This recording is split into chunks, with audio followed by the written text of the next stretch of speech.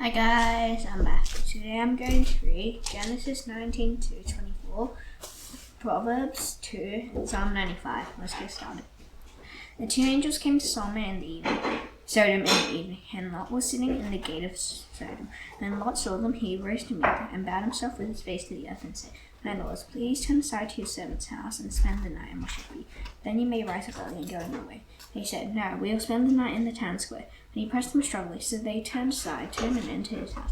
And he made them a feast and baked unleavened bread, and they ate. But before they lay down, the men of the city, the men of Sodom, both young and old, all the people to the last man, surrounded the house. And they called to Lot, Where are the men who came to you tonight? Bring them out to us, that we may know them. Lot went out to the men at the entrance, shut the door after him, and said, I beg you, my brothers, do not act so wickedly. Shut the door after him, and said, I beg you, my brothers, do not act so wickedly. Behold, I have two daughters who have not known any man. Let me bring them out to you, and do to them as you please. Only do nothing to these men, for they have come under the shelter of my roof. And they said, Stand back. And they said, This fellow came to Sojourn, and he has become the judge. Now we will deal worse with you than with them. And they pressed hard against the men-in-law, and drew near to break the door down. But the men reached up their hands and brought Lot into the house with them and shut the door. And they struck with blindness the men who were at the entrance of the house, both small and great, so that they wore themselves out, groping for the door. Then the men said to Lot, Have you anyone else here, sons-in-law, sons, daughters, or anyone that you have in the city? Bring them out of the place, for we are about to destroy this place, because the outcry against this people has become great before the Lord, and the Lord has sent us to destroy. So Lot went out and said to his sons-in-law, who were to marry his daughter, Up, get out of this place, for the Lord is about to destroy the city. But he seemed to his sons-in-law to be jesting. As morning dawned, the angel was to Lot, saying, Up, take your wife and your two daughters who are here, lest you be swept away in the punishment of the sea. But he lingered. And so the men seized him and his wife and his two daughters by the hand. The Lord being merciful to him, and they brought him out and set him outside the city. And as they brought them there, one said, Escape for your life. Do not look back or stop anywhere in the valley. Escape to the hills, lest you be swept away. And Lot said, Oh no, my Lord. Behold, your servant has found favor in your sight, and you have shown me great kindness in saving my life. I cannot escape to the hills, lest the disaster overtake me and I die. Behold, the city is near enough to flee to, and it is a little one. Let me escape there. Is it not a little one, and my life will be safe? He said to me, Behold, I grant you this great grace, and I will not overthrow the sea of which you have spoken. Escape there quickly, and I can do nothing until you arrive there. Therefore the name of the city was called Zoar. And the sun had risen on the earth, and Lot came to Zoar. And the Lord rained on Sodom and Gomorrah sulfur and fire from the Lord out of heaven. And he overthrew their cities, and all the valley, and all the inhabitants of the seas. And Lot grew on the ground. But Lot's wife behind him looked back, and she became a pillar of salt. And Abraham went early in the morning to the place where he had stood before the Lord. And he looked toward Sodom and Gomorrah, and toward all of the valley. And he looked, and behold, the smoke of the land went up like the smoke of a furnace. So it was that when God destroyed the cities of the valley, God remembered Abraham and sent Lot out of the midst of the overthrow, when he overthrew the cities in which Lot had lived. And Lot went up of Zoar and lived in the hills with his two daughters. For he was afraid to live in Zoar, and so he lived in a cave with his two daughters. And the firstborn said to the younger, Our father is old, and there is not a man on earth to come in to us after the manner of all the earth. Come, let us make our father drink wine, and we will lie with him, that we may preserve offspring from our father. So they made their father drink wine that night. And the firstborn went in and lay with her father. He did not know when she lay down or when she arose. The next day the firstborn said to the younger, Behold, I lay last night with my father. Let's make him drink wine tonight also. Then you go in and lie with him, that we may preserve offspring from our father. So they made their father drink wine that night also. And the younger arose and lay with him, and he did not know when she lay down or when she arose. So thus both the daughters of Lot became pregnant by their father. The firstborn bore a son, and called his name Moab. He is the father of the Moabites to this day. The younger also bore a son, and called his name Ben-Ammi. He is the father of the Ammonites to this day. From there Abraham journeyed toward the territory of the Negev, and lived between Kadesh and Shur, and he sojourned in Gerar. And Abraham said of Sarah his wife, She is my sister. And Abimelech king of Gerar sent and took Sarah. But God came to Abimelech in a dream by night, and said to him, Behold, you are a dead man because of the woman whom you have taken, for she is a man's wife. Now Abimelech had not approached her, so he said, Lord, will you kill an innocent people? Did he not himself say to me, She is my sister? And she herself said, He is my brother. In the integrity of my heart and the innocence of my hands I have done this. And God said to him in the dream, Yes, I know that you have done this in the integrity of your heart. And it was I who kept you from sinning against him. Therefore I did not let you touch her. Now then, return the man's wife, for he is a prophet, so that he will pray for you. and you shall live. But if you do not return home, there you shall surely die, you and all who are yours. So Abimelech rose early in the morning and called all the servants and told them all these things. And the men were very much afraid. And Abimelech called Abraham and said to him, what have you done to us? And how have I sinned against you, that you have brought on me and my kingdom a great sin? You have done to me things that you ought not to be done. And Abimelech said to Abraham, what did you see that you did this thing? Abraham said, I did it because I thought, there is no fear of God at all in this place, and they will kill me because of my wife. Besides, indeed, she is indeed my sister, the daughter of my father, though not the daughter of my mother, and she became my wife. And when God caused me to wander from my father's house, I said to him, this is the kindness you must do me. At every place you keep me, say to him, he is my brother. Then Abimelech sheep and oxen, and male servants and female servants, and gave them to Abraham, and returned Sarah his wife to him. And Abimelech said, behold, my land is before you, dwell where it pleases you. To Sarah he said, behold, I have given your brother 1,000 pieces of silver. It is a sign of your innocence in the eyes of all who are with you, and before everyone who you are vindicated. Then Abraham prayed to God, and God healed Abimelech, and also healed his wife and female slaves, so that they bore children. For the Lord had elected closed all the wombs of the house of Abimelech because of Abraham's wife. The Lord visited Sarah as he had said, and the Lord did Sarah as he had promised. And Sarah conceived, and she bore Abraham a son in his old age, and at the time of which God had spoken to him. Abraham called the name of his son who was born to him, whom Sarah bore him, Isaac. And Abraham circumcised his son Isaac when he was 8 days old, as God had commanded him. Abraham was 100 years old when his son Isaac was born to him. And Sarah said, God has made laughter for me. Everyone who hears her laugh at me. And she said, who would have said to Abraham that Sarah would nurse children? Yet I have borne him a son in his old age. And the child grew and was weaned. And Abraham made a great feast on the day that Isaac was weaned. But Sarah the son of Hagar the Egyptian, whom she had borne to Abraham, laughing. So she said to Abraham, cast out this slave woman with her son. And the son of this slave woman shall not be here with my son Isaac. Then the thing was very displeasing to Abraham on account of his son. But God said to Abraham, be not displeased because of the boy and because of your slave woman. Whatever Sarah says to you, do as she tells you. For though Isaac shall your offspring be named. And I will make a nation of the son of the slave woman Isaac, because he is your offspring. So Abraham rose early in the morning and took bread and a skin of water and gave it to Hagar, putting it on her shoulder along with her child, and sent her away. And she departed and wandered in the wilderness of Beersheba. When the water in the skin was gone, she put the child under one of the bushes. And then she went and sat down opposite him a good way off, and at the distance of a bow shot, for she said, let me not look on the death of the child. And as she sat opposite him, she lifted up her voice and wept. And God heard the voice of the boy, and the angel of God called to Hagar from heaven and said to her, what troubles you, Hagar? Fear not, for God has heard the voice of the boy where he is. Lift the boy, and hold him fast with your hand. I will make him into a great nation. Then God opened her eyes, and she saw a well of water. And she went and filled the skin with water, and gave the boy a drink. And God was with the boy, and he grew up. He lived in the wilderness, and became an expert with the bow. He lived in the wilderness of Paran, and his mother took a wife for him from the land of Egypt. At that time Abimelech and Phicol, the commander of his army, said to Abraham, God is with you in all that you do. Now therefore swear to me here by God that you will not deal falsely with me, or with my descendants, or with my posterity. That as I have dealt kindly with you, that you will deal with me and with him and your sojourn. And Abraham said, I'll swear. And then Abraham reproved Abimelech about a well of water, and Abimelech's servants had ceased. Abimelech said, I do not know who has done this thing. He did not tell me, and I have not heard of it until today. So Abraham took sheep and oxen and gave them to Abimelech, and the two men made a covenant. Abraham set 7 ewe lambs with the flock of parts. And Abimelech said to Abraham, what is the meaning of these 7 ewe lambs that you have set apart? He said, these 7 ewe lambs you will take from my hand, that this may be a witness for me that I dug this well. Therefore that place was called Beersheba, because there both of them swore an oath. And they made a covenant at Beersheba. Then Abimelech and Phicol, the commander of his army, raised up and returned to the land of the Philistines. Abraham planted a tamarisk tree in Beersheba, and called it on the name of the Lord, the everlasting God. And Abraham sojourned many days in the land of the Philistines. And after these things, God tested Abraham and said to Abraham, and he said, here I am. He said, take your son, your only son Isaac, whom you love, and go to the land of Moriah, and offer him there as a burnt offering on one of the mountains of which I shall tell you. So Abraham rose early in the morning, saddled his donkey, and took 2 of his young men with him, and his son Isaac, and he cut the wood for the burnt offering, and arose and went to the place of which God had told him. On the third burnt offering, and arose on the third day, Abraham lifted up his eyes and saw the place from afar. And Abraham said to his young men, "Stay here with the donkey. I and the boy will go over there and worship, and come again to you."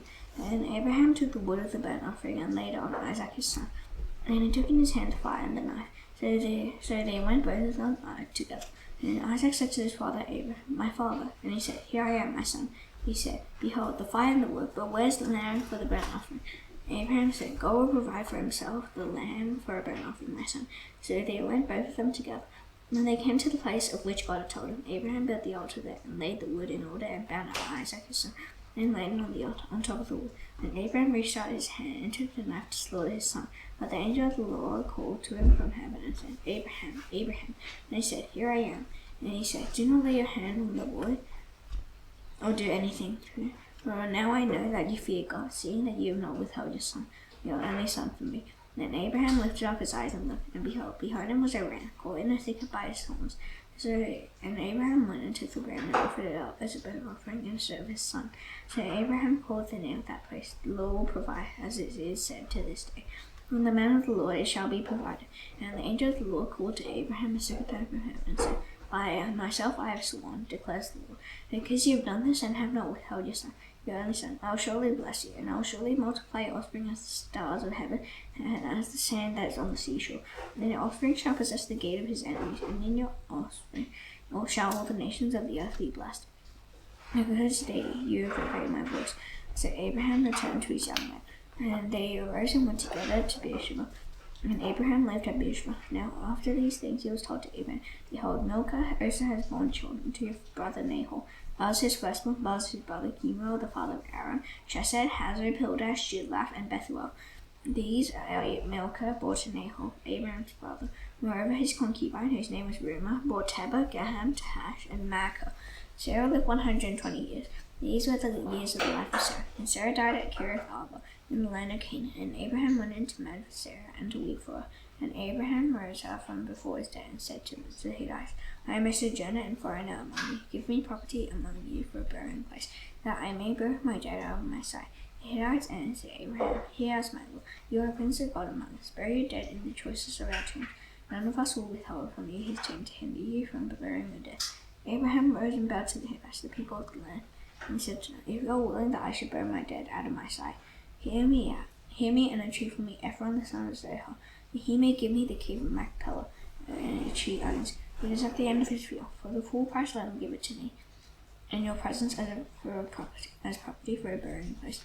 Now Ephron was sitting among the Hittites, and Ephron the Hittite answered Abraham in hearing of the Hittites, of all who went in at the gate of his city, "No, man, hear me.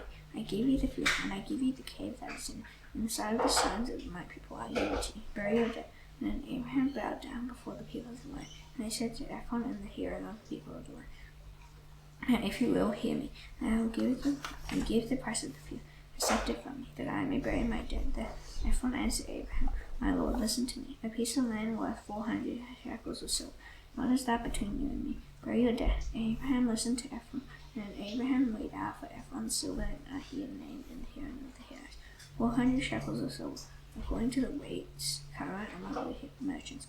So the field of Ephron in Machpelah, which was to the east of Ramah, the field with the cave that was in it, and all the trees that were in the field, and this whole area, was made over to Abraham as a possession in the presence of the Hittites, before all who went in at the gate of his city. After this, Abraham buried Sarah his wife in a cave with the field of Machpelah east of Ramah, in the land of Canaan. The field and the cave that is in it were made over to Abraham as property for a burying place by the Hittites.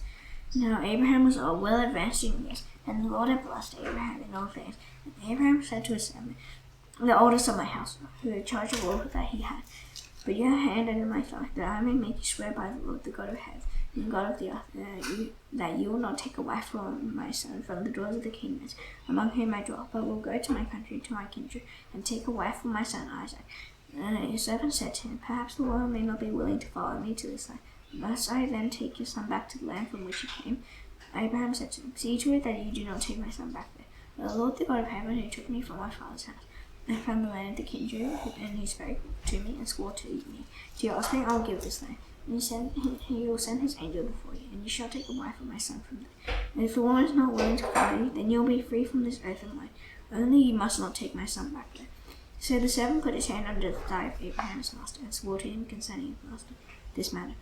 And then the servant took 10 of his master's camels and departed, taking all sorts of choice gifts from his master. And he arose and went to Mesopotamia, to the city of Nahor.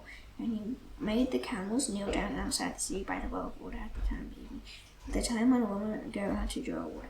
And he said, O Lord, God of my master Abraham, please grant me success today, and show steadfast love to my master Abraham. Behold, I am standing by the spring of water, and the daughters of the men of the sea are coming out to draw water. That the young woman to whom I shall say, please let down your jar that I may drink, and who shall say, drink, and I will water your camels. Let her be the one whom you have appointed for yourself, Isaac. By this I shall know that you have shown steadfast love to my master. Before he had finished speaking, behold, Rebekah, who was born to Bethuel, the son of Milcah, the wife of Nahor, Abraham's brother, came out with her water jar on her shoulder. The young one was very attractive in appearance, a maiden whom no man had known. She went down to the spring and filled her jar and came out. And the servant ran to meet her and said, please give me a little water to drink from your jar. She said, drink, my love. And she quickly let down her jar upon her hand and gave him a drink. And when she had finished giving him a drink, she said, I will draw water for your camels also, until they finished drinking. So she quickly emptied her jar into the trough and ran again to the well to draw water. And she grew for all his camels. The man gazed at her in silence to learn whether the Lord had prospered his journey or not. When the camels had finished drinking, the man took a gold ring weighing a half shekel, and 2 bracelets for her arms weighing 10 gold shekels, and said, please tell me whose daughter you are. Is there room in your father's house for us to spend the night? And she said to him, I am the daughter of Bethuel, the son of Milcah, whom she bore to Nahor. She added, and I have plenty of both straw and fodder, and room to spend the night. The man bowed his head and worshipped the Lord, and said, blessed be the Lord, the God of my master Abraham, who has not forsaken his steadfast love and his faithfulness toward my master. As for me, the Lord has led me in the way to the house of my master's kinsman. And the young woman ran and told her mother's household about these things. Rebekah had a brother whose name was Laban. Laban ran out to the spring, and as soon as he saw the ring and the bracelets on his sister's arms, and heard the words of Rebekah's sister, thus the man spoke to me. He went to the man, and behold, he was standing by the camels at the spring. He said, come in, O blessed of the Lord. Why do you stand outside? For I have prepared the house and a place for the camels. So the man came to the house and unharnessed the camels, and gave straw and fodder to the camels. And there was water to wash his feet, and the feet of the man who were with him. And the food was set before him to eat. And he said, I will not eat until I have said what I have to say. And he said, speak on. So he said, I am Abraham's servant. The Lord has greatly blessed my master, and he has become great. He has given him flocks and herds, silver and gold, male servants and female servants, camels and donkeys. And Sarah, my master's wife, was unto my master when she was old, and he has given him all that he has. And to him he has given all that he has. My master made me swear, saying, you shall not take a wife for your son, and a son from the daughters of the Canaanites, in whose land I dwell, but you shall go to my father's house and to my clan, and take a wife for my son. And I said to my master, perhaps the woman will not follow me. But he said to me, the Lord, before whom I have walked, will send his angel with you and prosper your way. You shall take a wife for my son from my clan, and from my father's house. Then you will be free from my oath when you come to my clan. And if they will not give her to you, you will be free from my oath. And he came today to the spring and said, O Lord, the God of my master Abraham, if now you are prospering all the way that I go, behold, I am standing by the spring of water. Let the virgin who comes out to draw water, to whom I shall say, please give me a little water from your jar to drink. And he will say to me, drink, and I will draw for your camels also. Let her be the woman whom the Lord has appointed for my master's son. And before I had finished speaking in my heart, behold, Rebekah came out with her water jar on her shoulder, and she went down to the spring and drew water. I said to her, please let me drink. She quickly let down her jar from her shoulder and said, drink, and I will give your camels drink also. So I drank, and she gave the camels drink also. And I asked her, whose daughter are you? She said, the daughter of Bethuel, his son, whom Milcah bore to him. So I put the ring on her nose and bracelets on her arms. Then I bowed my head and worshipped the Lord, and blessed the Lord, the God of my master Abraham, who had led me by the right way to take the daughter of my master kinsman for a son. Now then, if you are going to show steadfast love and faithfulness to my master, tell me, and if not, tell me, that I may turn to the right hand or to the left. And Laban and Bethuel answered and said, The thing that has come from the Lord. We cannot speak to you bad or good. Behold, Rebekah is before you. Take her and go, and let her be the wife of your master's son. As the Lord has spoken. And Abraham said, when Abraham's servant heard that was, he bowed himself to the earth before the Lord. And when the servant brought out jewelry of silver and gold, and garments, and gave it to Rebekah, he gave to her brother and to her mother costly ornaments. And he and the men who were with him ate and drank, and they spent the night there. When they arose in the morning, he said, "Send me away to my master." Her brother and her mother said, "Let the young woman remain with us for a while, at least 10 days. After that she may go." But he said to them, "Do not delay me, since the Lord has prospered my way. Send me away that I may go to my master." They said, "Let us call the young woman and ask her."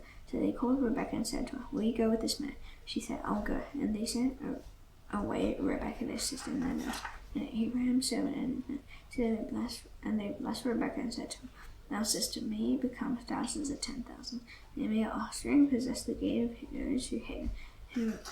Then Rebekah and the young woman arose and rode on the camels and followed the men. Thus the servant took Rebekah and went his way. Now Isaac had returned from Beer-lahai-roi and was dwelling in the Negev. And Isaac went out to meditate in the field toward evening, and he lifted up his eyes and saw, and behold, there was camels coming. And Rebekah lifted up her eyes, and when she saw Isaac, she dismounted from the camel, and said to the servant, "Who was that man walking in the field to meet us?" The servant said, "It is my master." So she took a veil and covered herself. And the servant told Isaac all the things that he had done. And Isaac brought her into the tent of Sarah's mother, and took Rebekah, and she became his wife, and he loved her. So Isaac was comforted after his mother's death. Proverbs 2.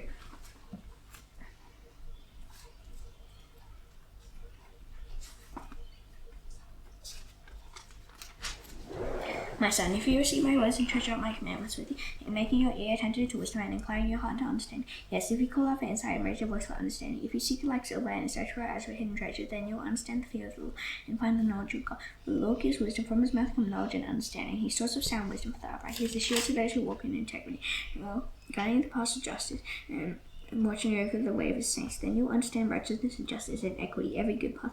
Wisdom will come into your heart, and knowledge will be pleasant to your soul. Wisdom and will watch over you. Understanding will guard you, delivering you from the way of evil, who are men of perverse speech, who forsake the paths of uprightness, to walk in ways of darkness, who rejoice in doing evil and delight in the perverseness of evil, men whose paths are crooked, and who are devious in their ways. So you will be delivered from the forbidden woman, from the adulteress with the smooth words, who forsakes the companion of her youth, and forgets the covenant of her God, who allow sinks down to death, and the paths to the departed, and none who go to her come back, nor do they regain the paths of life. So you will walk in the way of the good, and keep to the paths of the righteous. For the upright will inhabit the land, and those with integrity will remain in it. But the wicked will be cut off from the land, and the treacherous will be rooted out of it. Psalm 95.